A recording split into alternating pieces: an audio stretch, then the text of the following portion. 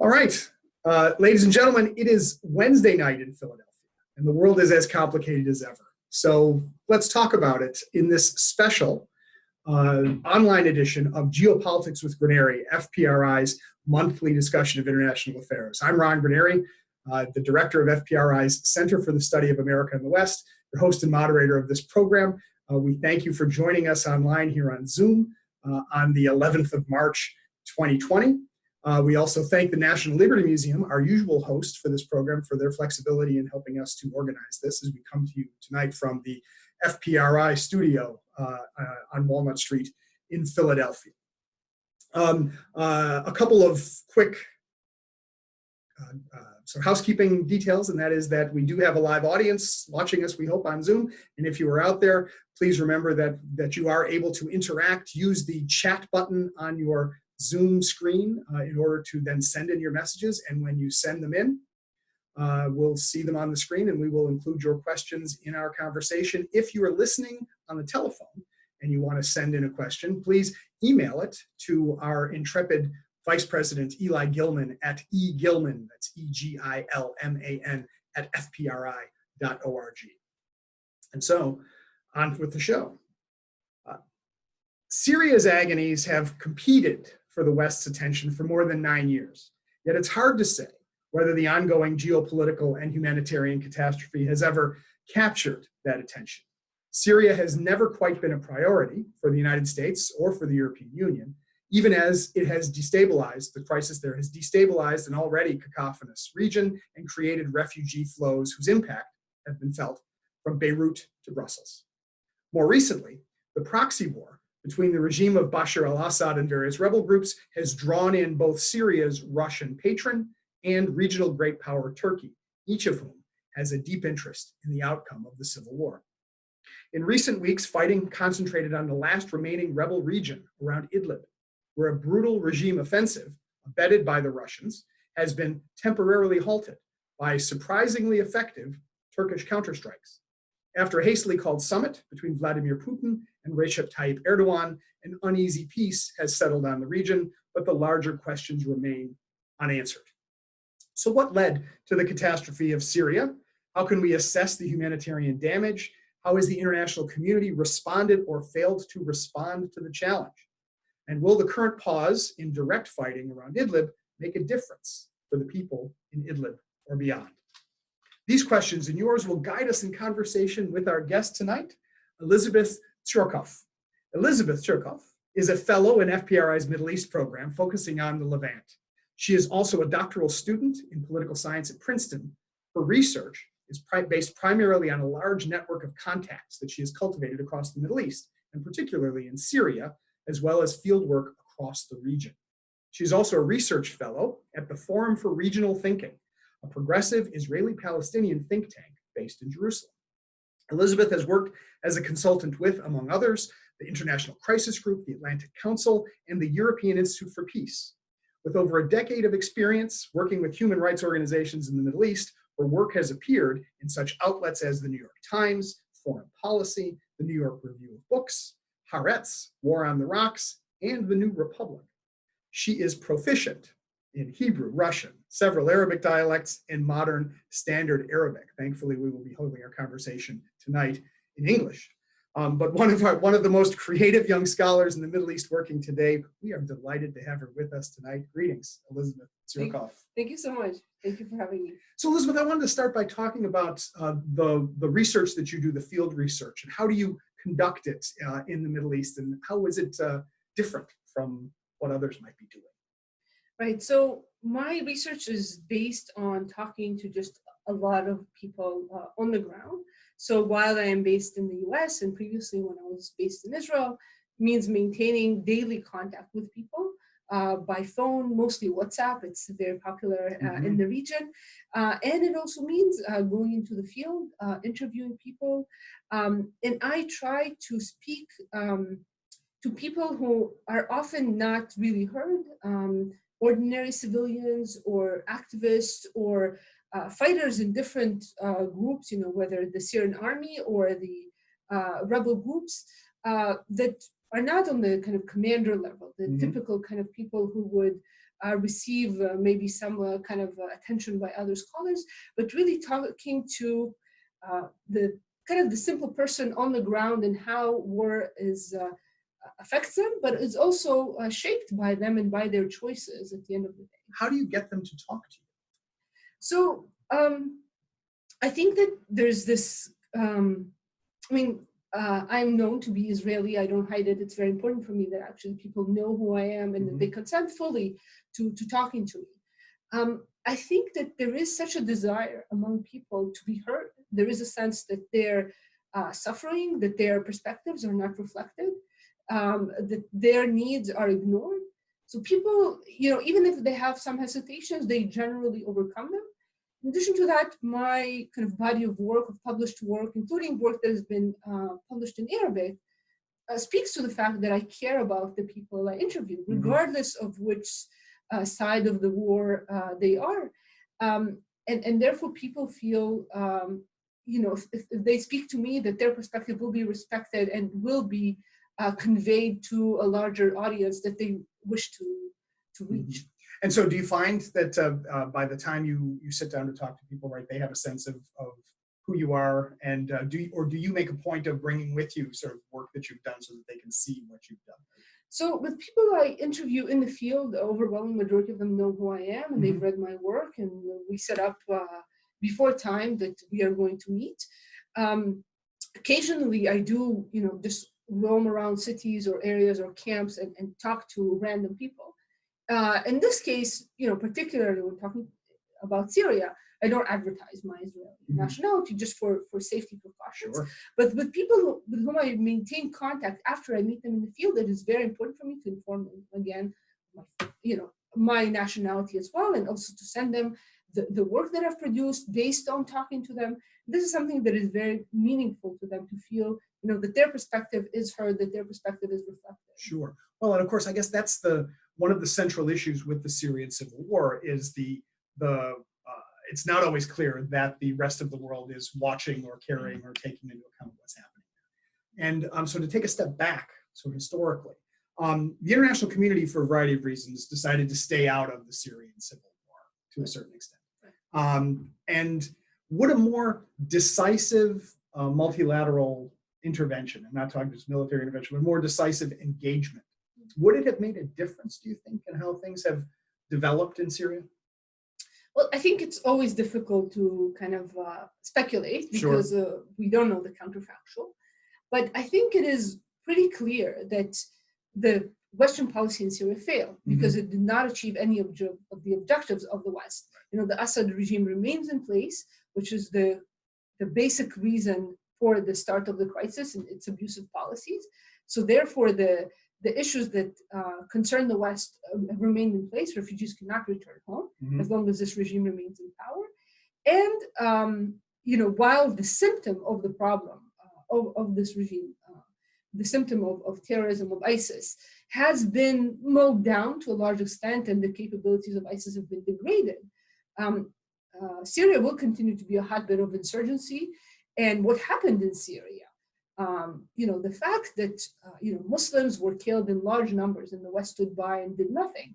This, of course, will have also a legacy and impact, future jihadist thinking, future jihadist recruitment. In addition to that, the policy failed because there was the sense, if we disengage and we don't do much, there won't be. This is not in our strategic interest to intervene. We will not be drawn again to the Middle East. Right. And then at the end of the day, the West did come to engage in the Syrian civil war, just focusing on ISIS alone, and intervened and invested a great deal of effort and partnered with local forces on the ground to deal with the ISIS threat. So at the end of the day, the Syrian conflict kept getting ignored, and eventually the West was and the US were drawn to it. I mean, that's one of the puzzling things about how we talk about the region, right? That everybody will talk about the war, the struggle against ISIS, but that to act as though it's possible to engage against ISIS without becoming involved in the Syrian civil war. I don't know how well we could say that's done. We certainly know that the Russians were happy to have the West help against, or say they were fighting against ISIS, because that then provides a cover for all kinds of military activity. Does the fact that even though ISIS has been, the caliphate has been reduced, but that the Syrian civil war is continuing, does that make the much heralded sort of victory over ISIS more of a Pyrrhic victory, because the instability that created ISIS in the first place is still there? Exactly. So ISIS's capabilities have been significantly reduced.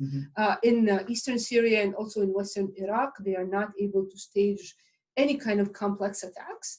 But the areas where we're seeing in Syria the kind of most sophisticated, most advanced attacks is in areas under Assad regime control, and the deadliest attacks are there. Because the Assad regime and Russia are terrible counterterrorism forces.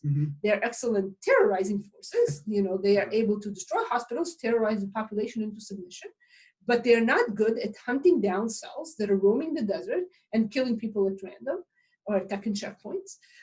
So therefore, any kind of disengagement from what is happening in Syria will ensure that ISIS will again be able to reestablish itself. Maybe not reaching the degree of, taking over a third of Syria and a third of Iraq, but surely ignoring the regime in Syria, and also the weakness of the Iraqi state, it will ensure that this problem is not going to go away. Right. Because there's a lot of wide open spaces there, right, basically. And that gets back to the question of, how do we account for the fact that Bashar al-Assad was able to survive? Is it just thanks to the Russians, or what other is there? Yeah, I mean, it's basically the Russians and the Iranians who've been instrumental in keeping this regime in power. Assad remaining in power is in no way reflective of his popularity among the Syrian people, or the capabilities of the Syrian army in any way. Or his diplomatic skill. Or his diplomatic skills. It is entirely because if we look at the Syrian opposition and we look at the Syrian regime, the backers of the Syrian opposition dithered and were hesitant about throwing their weight behind the opposition fully. And they had some very valid reasons to be concerned as well. While Iran and Russia backed Assad to the hilt, including waging this now offensive on Idlib. Right, and the offensive on Idlib has been especially notable for the Syrians were really unrestrained, and the Russians as well, unrestrained against the civilian population of Idlib. Right. So, I mean, throughout the conflict, Russia and the Assad regime have killed, hundreds of thousands of civilians. They are responsible for the overwhelming majority of civilian casualties in this war. And in the latest Idlib offensive, basically the regime and Russia would heavily bomb areas along the front lines, entirely depopulate and destroy them, kill civilians in the process, destroy hospitals, destroy schools, destroy bakeries, driving the population toward the Turkish border. So the number of casualties in this campaign is about less than 2,000 civilians who've been killed in the offensive, but the number of displaced, because people, were not stupid, they tried to avoid getting killed, so they fled towards the border. So the number of displaced is over 1 million. Over 1 million, and the Syrian conflict in general has produced somewhere in the order of 4 million. We say, right? So the number of refugees is about 6 million, 6 million. And the number of internally displaced is about 7 million. So if we're talking, so add those. So those two numbers are separate from each other. So they're separate from each other. Yes. So this means that about half of the pre-war population in Syria fled the regime and is not living under its control. They're either refugees living in exile, or they are displaced. Many of them living in Idlib and in northern Aleppo. And then, as far as outside of Syria, right, people have fled to Jordan. They fled to Lebanon. Right. So the largest number of refugees is in Turkey. There are about 3.6 million refugees there, and then about 1.5 million in Lebanon, 1 million in Jordan. There's also about 250,000 in Iraq, and then much smaller numbers in other countries. Europe hosts about 1 million Syrian refugees. Total, with a large share of them living in Germany and Sweden. And this, of course, is the crux of the problem with Turkey's role in this. Is that Turkey was, for a while, was the gateway to Europe for these refugees, and then after 2015, the deal that was struck between the European Union and Turkey was the European Union would pay Turkey so that Turkey could keep these refugees. And we know that during the Idlib battles, that President Erdogan was very upfront about saying he would open the gates to Europe as a way to move the Europeans to help him against Russia. And what do we make of that? I mean, where does that threat stand right now? Right. Basically? So, I mean, the sites that we saw now on the Turkish-Greek border are, I mean, they're horrifying. Mm-hmm. Basically, seeing Greek coastal guards sinking boats carrying families, fleeing a war zone essentially, beating, tear gassing, jailing refugees who pose no security threat. To a large extent, this is the result of ignoring what happened in Syria. So, multiple countries intervened in the war in Syria at the end of the day because of ISIS, or in the case of Iran and Russia to help the Assad regime. None of these countries at the end of the day intervened to protect the population there. So this ensured that the population, to save its life, had to flee in large numbers and cross borders and enter Turkey and enter other countries. And then, because living conditions in those neighboring countries are incredibly difficult, because there is a constant threat of deportation back to Syria in all those neighboring countries, except Iraq, the population basically wants to continue to safer havens and want to reach Europe, from which there have been very, very few deportations back to Syria. So Europe, rather than trying to deal with the crux of the issue of why are people fleeing in such huge numbers, why don't they have homes, why can they not return to their homes, why are they so terrified of the prospect of being deported back to Syria, instead they decided to put a band-aid and try to fix the issue at the very last point, basically at the gateway to Europe, not before it. So therefore they made this deal with Turkey, after Turkey kind of allowed refugees to cross quite uninhibited to Europe, leading to this large refugee influx in 2015 to Europe. Basically, they concluded a deal under which the European Union pays billions of euros to Turkey to provide services to refugees, but also to bolster border defenses. So patrol cars along the Turkish-Syrian border, financed by the European Union, a coastal guard financed by the European Union, and all of this to prevent people both from escaping a war zone where they are constantly being bombed inside Syria, so crossing into Turkey, and also crossing from Turkey into Europe. And this move by Erdogan was intended, basically, it was very upset that NATO is not backing him against Russia, is not providing him with Patriot missiles, is not providing him with other types of assistance, and therefore decided, this is what I'm going to do, this is a pressure card, and this is a constant threat that he previously made, and finally made good on it and allowed refugees to start crossing. The thing is that the Greek coastal guards prevented people from moving forward. So as a result, we basically had thousands of people, many of them families, trapped in a no man's land between those borders. Some of them managed to reach by sea, some of them drowned in the process. So this horror is the result of European policy, the consistent policy of ignoring what's happening in Syria and just trying to deal with the ramifications. Right. So it's in other words, sort of dealing with the wound instead of trying to stop the bleeding at the source. They just tried to cover it up. But here we have an interesting question too for Erdogan and for Turkey. Right? That Erdogan had been. Let's say he'd been moving away from NATO and towards Russia. He bought Russian anti-aircraft missiles. There was a certain kind of sort of authoritarian affinity between Erdogan and Putin.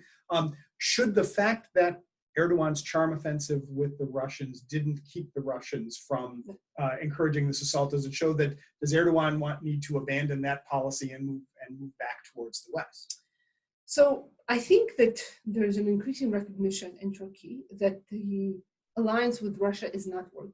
At the same time, and the frustration was very clear in Idlib, where you saw initially, Turkish officials using threatening rhetoric after negotiations failed, then inserting their forces into Idlib to allow them to be in a position to strike against the regime, seeing that this is not working, and then actually launching quite extensive military action, destroying about a third of the armor fleet of the Syrian army, killing hundreds of soldiers in the process.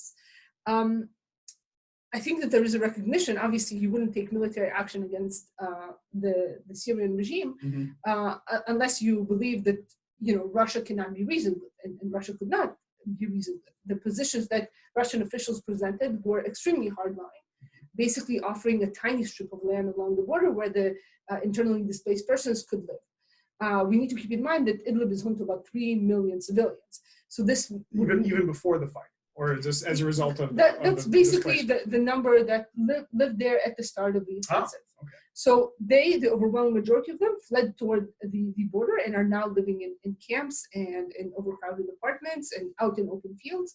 So Turkey was terrified of the prospect of these people, if the regime continues to advance, pushing into its borders. So this is why it intervened and then carried out quite an unprecedented military campaign in Syria against the regime forces. And surprisingly successful as well. The Turks displayed both the use of drones and other equipment that really surprised a lot of folks with how effective they were. Right. So, Russia controls the skies of Idlib. In theory, if it could shoot down the Turkish drones. If Turkish jets were to enter, it could shoot them down as well. But Russia itself did not want to escalate. Their escalation would trigger a Turkish counter-escalation. And Turkey has a lot of cards to play in this regard. All military equipment, Russian military equipment, and supplies to the forces that exist are already based on the ground, pass through Turkey, either by air, over flights, or through the Bosphorus. If Turkey were to shut down that route, that's one pressure card that it has. Russia would have to go through the Baltic Sea, taking a journey of about 2 weeks to provide anything at a time when they don't have any aircraft carriers. They have 2 and they're both not operational. They would need to use ships to move this across. It basically become unaffordable. Logistically, it would be a nightmare. So Turkey has a lot of pressure cards. At the same time, at the end of the day, we saw them, despite their military success, concluding a deal with Russia to hold the fighting on conditions that are better than what Russia initially offered, this tiny strip of land, but also way less than what Turkey wanted. Turkey wanted a return to the lines before the start of the offensive. The regime gained a lot of ground. So, and this stems, I think, to a large degree from internal political considerations in Turkey.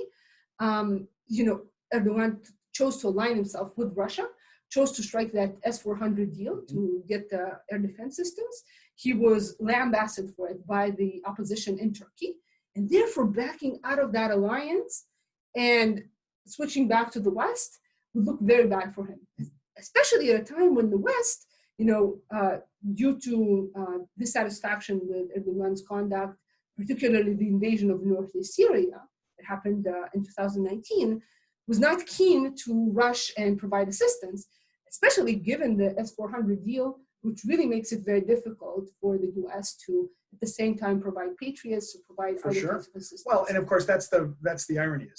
So Erdogan complains that NATO didn't deliver the Patriot missiles, even though he had chosen the S-400. Right. But the idea that both Erdogan and Putin have gotten themselves tied up in this conflict, and neither one of them can escalate towards total victory. But neither one of them wants to, I guess for the moment, they're willing, essentially, like 2 fighters who are at the end of a long boxing match, they're hugging each other and holding each other up, even if they do throw the occasional punch at each other. How do we see that ending? Will one of them collapse from exhaustion anyway? And somebody's got to win this fight. Right? So I think that the current ceasefire in Idlib that was reached between Russia and Turkey on March 5th has a potential to be more sustainable than previous ceasefires in Idlib. Okay. Previous ceasefires have all failed, obviously, we saw fighting. Right. They failed in part because the regime paid no cost for violating the deals. It could just advance and take more territory. And the rebels are so weakened at this stage that they really cannot hold off the regime. There's been immense attrition in their ranks. Now we have a situation in which we have over 10,000 Turkish soldiers inside. We have thousands of tanks inside, artillery, we have drones in the sky, potentially we could re-engage. So therefore, I think that this ceasefire has a greater potential of holding. However, the outline of the deal reached between Turkey and Russia is not totally clear.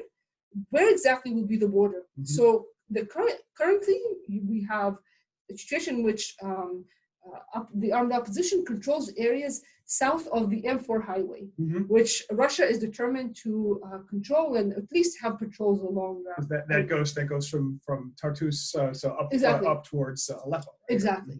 So the regime in Russia are determined to reassert control, at least to have patrols over this area. Right now, if the regime were to retake this area, it would mean that Turkey needs to would not hinder any efforts by the regime to retake areas south of the M4, so areas like Jisr al-Shughur, areas like Ariha. Thus far, there haven't been fighting. The regime is occasionally shelling the area, but it's not advancing on the ground. So I think that whenever you have ambiguity with regards to the deal, to the terms of the deal, there's potential for things to break down. Mm-hmm. But the fact of the presence of Turkish soldiers on the ground, I think, makes the ceasefire more sustainable. Unfortunately, the ceasefire, if it holds right now, even if there is no more progress on the ground by regime forces, it means that the majority of the population living in Idlib will continue living in displacement. They cannot return to areas that the regime recaptured. They fear retaliation, they feel executions, they feel torture, and therefore they will remain living in tents, living in rented homes, living in mosques, staying with relatives, and being reliant on humanitarian assistance because they've been displaced from their lands, they've been displaced from their shops, they cannot support themselves. So, I previously called the process that is happening in Idlib right now kind of a Gazification of Idlib. And Gazification would be, in fact, a dream compared to what is happening right now in Idlib, because most of the population in Idlib is now living in tents mm-hmm. or in displacement. They don't have homes. In Gaza, these people now have homes, after decades of displacement. Most children don't go to school. The health sector is completely malfunctioning because of constant overburden and constant attacks by the Russian Air Force and the regime. There are many cases of malnutrition. I speak to doctors there. Mm-hmm. So the humanitarian situation is dire. Mm-hmm. Gaza's situation there is quite terrible, mm-hmm. but there are at least no hungry children. Right. You don't have cases of children freezing to death because they don't have any shelter, or having to cut off limbs because of frost bites. At least that doesn't exist there. And yet, I guess the problem is the displaced people in Idlib, to whom can they appeal? Certainly in Gaza, right? The Gazans have an obvious target for their anger, and also they can appeal to the broader public. But the people of Idlib, to whom are they supposed to appeal? Who is going to listen? So that is the question, mm-hmm. right? Because the European policy clearly, right, is we don't want any of these people here. They may not want these children to freeze to death in tents, but the policy that they are pursuing, the money that they are paying to Turkey to keep the border closed, the incentive structure that they've created ensures that these children are freezing to death in tents. Can we imagine a situation where Bashar al-Assad would use the possible return of displaced people as a bargaining chip for his safe retirement? So basically, Russia previously tried to propose a deal to European countries under which European countries would be able to send refugees back in exchange for giving reconstruction money to the Assad regime. European countries all rejected this prospect because deporting refugees to Syria is a violation of European and international law. Because there has to be peace first, right, before people can be sent home. And none of them would be safe to return. I mean, even if the regime wins and the war is over, it is still a regime that perceives anyone who fled areas under its control as potentially disloyal. Mm-hmm. And even people who remain under regime control, there are arrests happening on a daily basis. So therefore, there's no prospect for these people to return. And at the same time, European countries are absolutely not interested in financing the reconstruction and rehabilitation of the Assad state that has not undergone any change, any reform. In fact, it has become more oppressive, it has become more corrupt as the war dragged on. Mm-hmm. And that's the question that I know that at least one, I read an essay by, I think it was Hal Brands, who argued that the United States should be happy to let the Russians take care of Syria because let them face the fact that they are incapable of offering any meaningful reconstruction assistance. Right, so Russia definitely is not in a financial position to reconstruct Syria, neither is Iran. Syria will continue to be basically a failed state for years to come. The economic situation in the country is deteriorating rapidly. In the past 2 weeks, for the first time, we have a situation in areas that have been always been under solid regime control throughout the war. So areas like Damascus, like Hama, like Deir ez-Zor. In these areas, the regime is not able to provide flour to bakeries, to provide enough of it.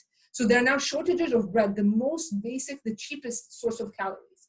So the regime is really, really struggling to feed the population under its control, and of course it cannot reconstruct the country. Right, and of course that's the irony that of all the sanctions that are on Syria, right, wheat is not sanctioned. So that's the one thing they should be able to get, right, if they can buy it. Right, they just cannot buy it because they're prioritizing dropping bombs on Idlib. So that's. And that question of priorities, right, comes into play, right? As we're sitting here right now, and we're to the point of we're watching world oil prices collapse, right, in part because of Russia's decided to pick a fight with Saudi Arabia. Yeah. If the Russians don't have as much money anymore because oil prices aren't making them money, at what point do the Russians decide that Syria is too expensive, or are they in for a dime, in for a dollar? Well, I think for what has really benefited the Assad regime is having two allies, so it can always play them off each other. If Russia previously threatened the regime, for example, in 2016 to withdraw its forces from the country when Assad wasn't behaving as they wanted him to, and he kind of called their bluff. He's like, okay, they actually pulled their jets out of Khmeimim, out of the airbase, and then they returned because it would mean that Russia invested millions, potentially billions in the intervention in Syria, all of it to destroy the country, not to rebuild it, only then to cede it to Iranian influence. So I think this will ensure that Russia and Iran will continue to stay engaged in Syria, but their capacity is quite limited. So this means that Syria will not be reconstructed.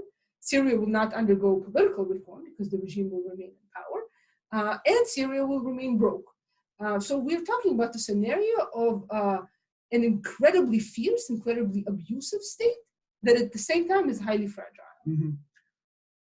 Which is that's a grim prospect. It's a terrible combination because the Syrian population, it doesn't get the state, it doesn't get state services. In many areas reclaimed by the regime, like Daraa, like Eastern Ghouta, there are very few services. In some places, services were better when the opposition was in control because there were NGOs providing cross-border assistance. Now the regime has taken over. It is not able to finance provision of services. People have to crowdfund to rebuild roads, to set up electricity poles. And at the same time, they are getting the regime. They don't get the state, they get the regime. The regime with its abusive apparatus, the mukhabarat is back, the secret police is back, arresting people, taking them forcibly to the military. I have several more questions, but I also want to make sure that the audience is aware that we are happy to take whatever questions you have. I'm going to ask Elizabeth at least one more, but I hope that we can hear from some of you out there if you have anything that you want to know. So I want to talk a minute about American policy. We've talked about it, about engagement, non-engagement.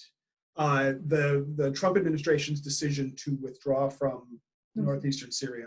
And what that means for the relationship between the United States and Turkey, what that means for the conflict. The United States, of course, is still engaged, but has made very clear that it doesn't want to be.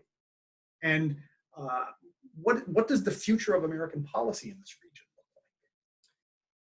So the decision to withdraw and then reverse the withdrawal were basically up to Trump personally. Mm-hmm. People inside the administration are highly responsible and realize that withdrawing from northeast Syria would be a terrible idea because it would lead to the resurgence of ISIS. It would benefit the regime in Iran economically, and it would, give up any leverage that the U.S. has left in trying to negotiate the end of the war in Syria. Mm-hmm. So therefore, those individuals inside the administration were able to reverse Trump's decision, but only partially, after a lot of the damage has been done, after Turkey was able to invade northeast Syria and occupy areas between Ras Al Ain and Tel Abyad.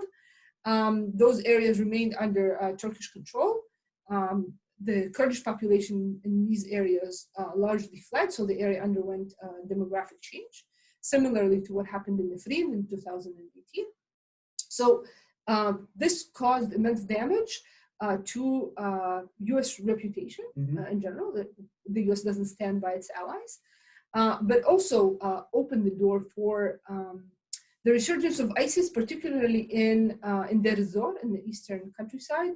Recently published an article about it, showing how the perception of the Syrian Democratic Forces, which receive support from the United States, how the perception of them as a lame duck, and how the fact that they had to spend resources to engage along the front lines with Turkey basically gave ISIS an opportunity to infiltrate more deeply into society in Deir ez-Zor, collect taxes, carry out more attacks, carry out more complex attacks, assassinate people who are cooperating with the Syrian Democratic Forces. And this perception of the Syrian Democratic Forces as a lame duck also assists other forces that are intervening, meddling in this region, basically financing cells that are carrying out attacks, that are carrying out propaganda, that are encouraging people, for example, to align themselves with the regime, or carry out attacks on Turkish behalf, or align with Iran and Russia. So all these forces are meddling in this region because of this perception of fragility of the Syrian Democratic Forces, and the future of the U.S. presence in the region remains highly unclear. And the question for the United States has always been, so if you get up and say, okay, the United States needs to pull out of Syria, the question is, where does the United States pull back to? Right? Does that mean that the United States will beef up its position in Iraq? Unlikely. Does it? The United States is not going to station troops in Jordan or in Lebanon. Relationship with Turkey is problematic, and so where does the United States go? Or should we considering the general warrioriness of the American population, should we just say that the United States is going to turn its back on Syria and not worry about the implications of turning it back? So this is definitely an argument that is being made, that Syria is just not important enough, just withdraw. I disagree. I think, first of all, the cost of the intervention in Syria is extremely low. Basically, in the history of this intervention, since the U.S. dispatched forces to the area, less than 10 soldiers have been killed. Of course, their loss is significant to their families, but at the end of the day, it's a highly cost-effective intervention. And it is able to achieve something that would be impossible if U.S. forces withdraw, which is particularly containing ISIS and taking the battle to it. In addition to that, we need to keep in mind that the areas under the control of the Syrian Democratic Forces are also home to prisons and camps that hold ISIS prisoners and their relatives in camps, women and children. The prospect of the regime, basically if the US withdraws, it means that the Assad regime will be able to move in and take over both these prisons and camps. The Assad regime previously repeatedly used jihadists to advance its own strategic interests. So after the US invaded Iraq in 2003, it let jihadists cross into Iraq. It encouraged them to go to Iraq and fight the American occupation. And then at the start of the Syrian uprising in 2011, it let out hundreds of jihadists from prison to ensure that the revolution, which at the time was peaceful and non-sectarian, and the message was of national unity, that it would turn into a civil war that is fought along sectarian lines, which indeed is what ended up happening.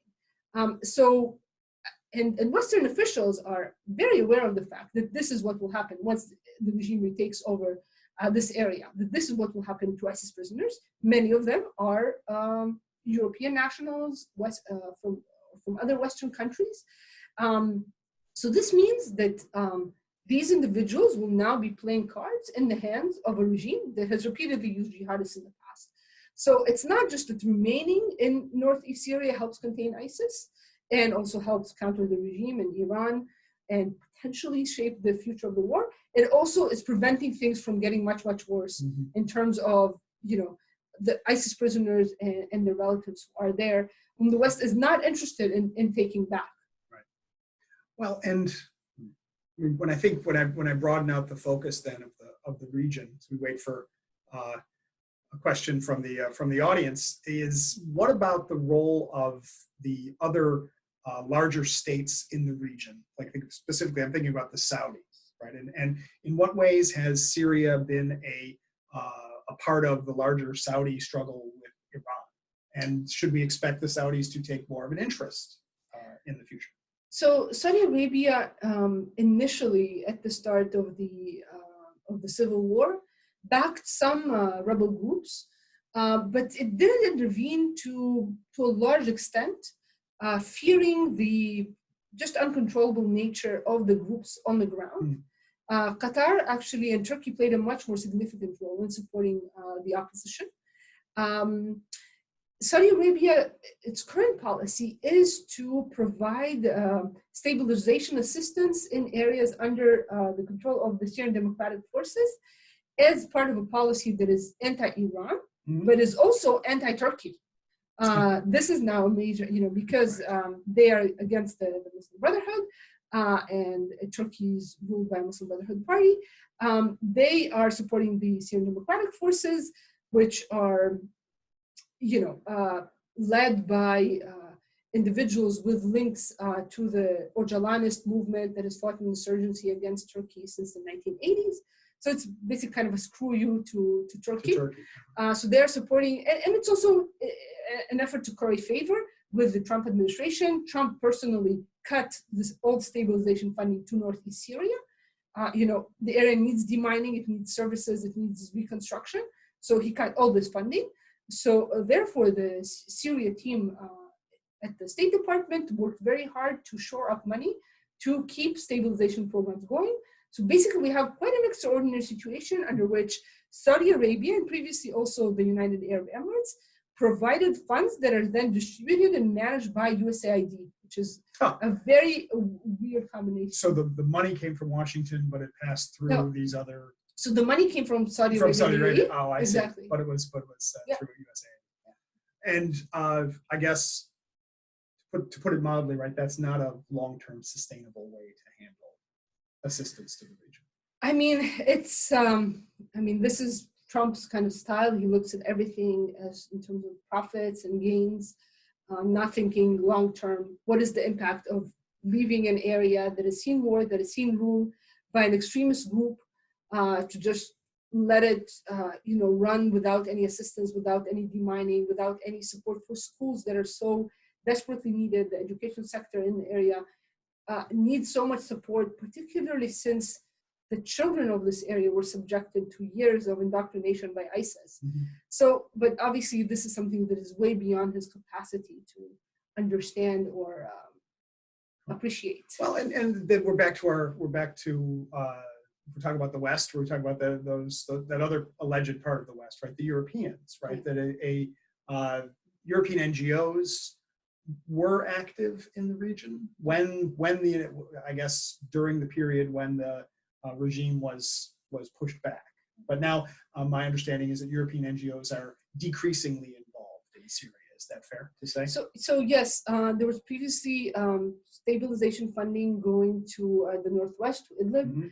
A lot of that has been cut as Hayat Tahrir al-Sham, which is the largest rebel group operating in Idlib, came to control more of it. It's a group with historic ties that have now been severed to Al-Qaeda. So this is the concern that these folks are managing affairs. We don't want to be involved in supporting governance in the area. There is still some support going to the northeast. The thing is that European officials, even though they recognize that Trump is not a leader who should be leading, the Western world or the free world, they still constantly defer to American decision making. So when Trump announced, for example, that he's pulling out of northeast Syria, they were adamantly against it. But at the same time, they were saying, okay, if the U.S. withdraws, we're withdrawing as well. We're not going to beef up our forces. We're not going to make up for the shortfall in U.S. Presence on the ground. So to European officials right now, the future of the Northeast is unclear. Will the U.S. stay? Tomorrow we can wake up to a new tweet and U.S. forces will be gone in the span of, several weeks. So therefore, they're unsure of whether they should be investing in this area. Well, but that I think we can have a whole separate show about the problems of transatlantic cooperation, right? The Europeans, right? It's the European sport to follow the American lead, to criticize American policy, but never to develop enough independent ability to act. And yet we've already talked about how the refugee problem is a problem that faces Europe, right? The instability in the Levant is a problem that faces Europe. And yet, should we simply throw up our hands and say that it is unlikely that the Europeans are ever going to put their money where their mouth is, or where their mouth should be, to talk about the stabilization of Syria? To be honest, I think that Europe the institutions that exist in place to coordinate action are very, very weak. Mm-hmm. The European Union is not really unified when it comes to Syria. And politicians in Europe are overwhelmingly focused on internal issues, particularly on the perceived threat of refugees coming in. So as a result, they have really deferred to the US again and again, despite recognizing that this policy is leading nowhere and is unsuccessful. And we see the same when it comes to Israel-Palestine. They do not approve of Trump's policy, the deal of the century, moving the embassy to Jerusalem, etc. And yet they've done nothing really to counter it or bolster their involvement at the expense of the US. The only issue in which they really made an effort to try and do something collectively was the Iran nuclear agreement. After the US withdrew from it, they tried to mitigate the effect of US sanctions, and that effort was largely unsuccessful.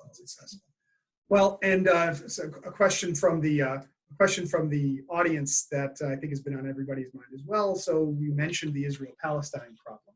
And so the question is, what impact has the conflict in Syria had on Israeli politics, and what impact will the government coalition building have, or could it have, on the situation in Syria and Israel's connection to it? Because the Israelis, of course, have been engaged in their sporadic military action as well. Right.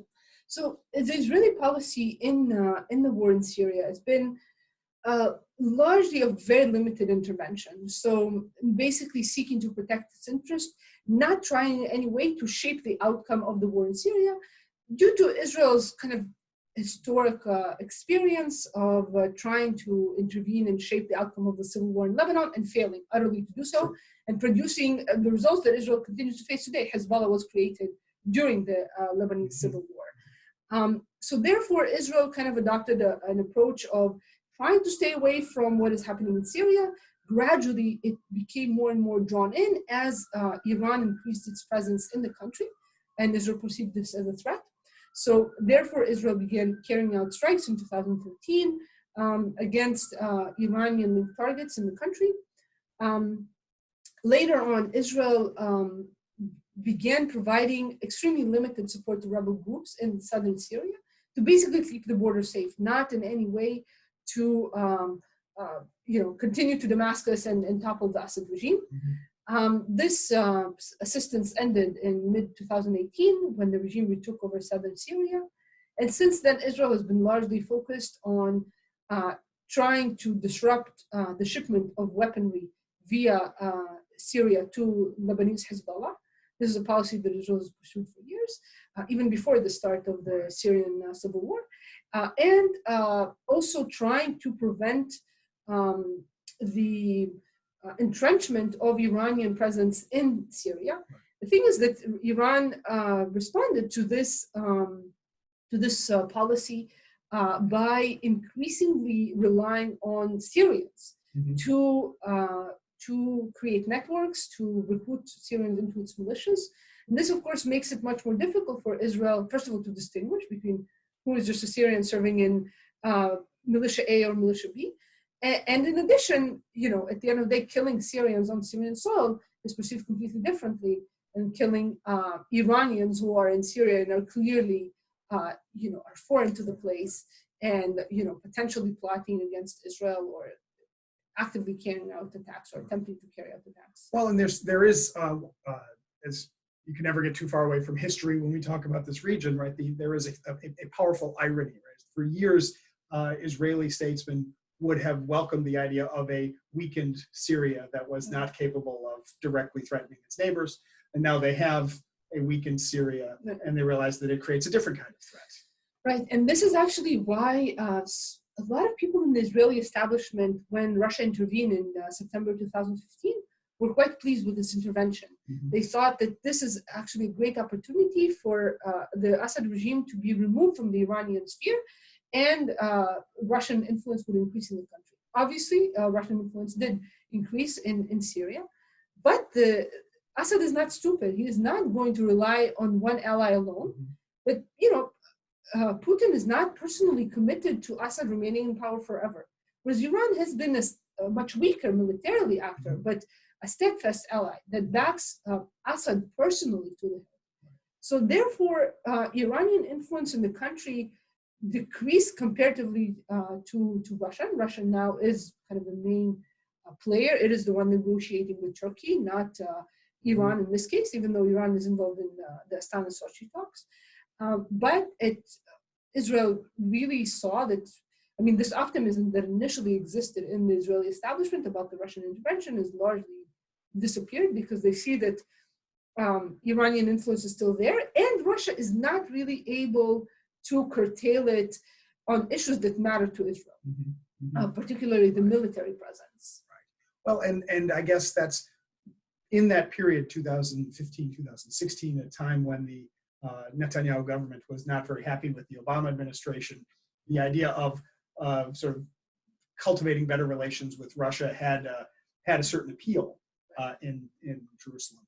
But what about now? What about the has there been expressed any particular difference in potential policy towards Syria between, say, a return of the continuation of the Netanyahu government or a blue and white led coalition? Right. Has Benny Gantz said anything different about how Israel would react to Syria? So a lot of Syrian friends have asked me about this, because they follow the elections in Israel. Now we've had 3 of those. It's really, such a failed state kind of situation. But it's a very pleasant failed state. Yeah, so they basically, they're trying to understand so if this Gantz guy comes to power, what will happen to us? And I believe that there will not going to be any kind of significant policy change. At the end of the day, the policies that Netanyahu is adopting with regards to Syria and with regards to Iran are kind of the position of the Israeli military establishment. On Iran, there is somewhat of a difference with regards to the nuclear accord, where many in the military establishment actually supported it and did not want the US to withdraw from it, while Netanyahu obviously was supportive of withdrawing from the deal. But with regards to Iranian military entrenchment in the region, Netanyahu pursues largely the policy of the Israeli military establishment, which is kind of a consensus policy in Israel. Now, Benny Gantz, he is the product of the Israeli military establishment. This is where he was, grew up and formed his views and personality. So therefore, I do not see a likelihood for a policy change under Gantz. I think he will largely pursue the current policy that is in place. Netanyahu is an incredibly cautious man, at least not around elections. Around elections, he becomes quite erratic and reckless, but in general, he's conservative with a small c as well as a big C. And I think Gantz would pursue quite a similar policy if he comes to power, keeping in mind that, Gantz's government, if he comes to power, will be highly unstable and probably will not last very long. So then we'll have to have you back at some point to talk about then what happens after the next Israeli election. So as we approach the end of our hour, another question from from the audience is a broad one, and that is, we talk about the Middle East, you talk about a lot of things that are bleak and depressing. Are there any developments in the region right now that you consider to be cause for optimism? So I think that there are reasons to be optimistic about the Middle East, and a major factor that makes me optimistic, at least in the long term, is the presence of youth who are much better connected than previous generations. People who are, using social media, who are interacting with one another, and they are now exposed to information that their parents never had. Through social media, people can now engage in groups for atheists, in groups for LGBT Arabs. They can exchange opinions. Sure, there is surveillance by regimes of social media use, but still the exposure to information is something that is very hard to control. We also see that in places where repression is not very high, or even in places where repression is increasingly higher, in Lebanon and Iraq, we see movements that are happening right now. There are protests happening on a daily basis in Iraq, on a weekly basis in Lebanon, demanding better governance, demanding the removal of corrupt and sectarian elites that have ruled the country and led it to ruin. These movements continue despite repression. In the case of Iraq, utterly unprecedented levels of repression, over 600 protesters killed, and yet protests continue. So the Arab world, a large number of the youth in the region really see no prospect for success. The unemployment rate among them is very, very high. They feel trapped. A lot of them try to immigrate, but the options are very, very limited. Europe has closed its gates. So as a result, a lot of people are staying behind and are trying to fight for a better future, and they feel that they have nothing to lose. Currently, this energy is being channeled in good directions. And one reason that this energy is being channeled to peaceful protest in Iraq, for example, as opposed to armed action, as has happened before, is because of the experience of ISIS. It's because these countries, and Lebanon as well, went through civil wars. They know that taking up weapons is not the solution. So they are trying to remain peaceful despite immense repression, and try to demand life of dignity, basic human rights, and end to corruption and end to sectarianism. And this is something that always inspires me when I travel to the region and I meet people, just how determined people are to not give up and continue despite immense odds that are stacked up against them. So many times, after massive massacres that were carried out by Iraqi security forces in recent months, analysts would say, okay, so after this massacre, it's going to be over. Like, people are not going to turn out back to the streets, or people are going to turn violent. I mean, they keep getting shot at. Why would they stay peaceful? And yet people have remained peaceful and have kept coming out into the streets. So this energy of the youth, this desire to not accept living in indignity, and the really limited options that they have, like their parents, many of them are employed by the state, right, which is the largest employer in the Arab world, basically. For them, there are no jobs, or if there are jobs, they're very scarce. So they really have no choice but to continue resisting. And right now, because of the new information that is available, because they're able to connect, at least in Syria and Iraq, in Syria previously, at the start of the uprising in Iraq and Lebanon, because they're able also to interact with each other face to face and create these communities with an ethos of resistance, an ethos of peaceful resistance. This is something that gives me hope. Well, for a program that was entitled The Middle Eastern Turmoil, it's good to end on a note of hope. So that's all the time we have for now. Thank you, Elizabeth Tsurkov, for joining us tonight and for sharing your insights with us. And thanks to all of you for tuning in to listen to this or for watching this recording. Please remember that while this conversation may have to come to an end, the conversation continues at FPRI, and we'll be here to continue at Geopolitics with Granieri. We certainly hope that we thank the Stanley and Arlene Ginsberg Family Foundation for their generous support for this program. We thank the National Liberty Museum. We thank Zoom for being able to provide this technology for this conversation. If you are interested, if you want to keep up with future episodes of Geopolitics with Granieri and other programs at FPRI, please visit our website, fpri.org. Follow us on Twitter and on Facebook. We are always happy to hear from you. You can write to us on Twitter at FPRI, and you can write to the host of this program at Ronald Granieri, and you can write to our guest tonight at Elizrael with a Z, which is on Twitter. We hope to see you again, but for now, for everybody at FPRI, I'm Ron Granieri. Good night.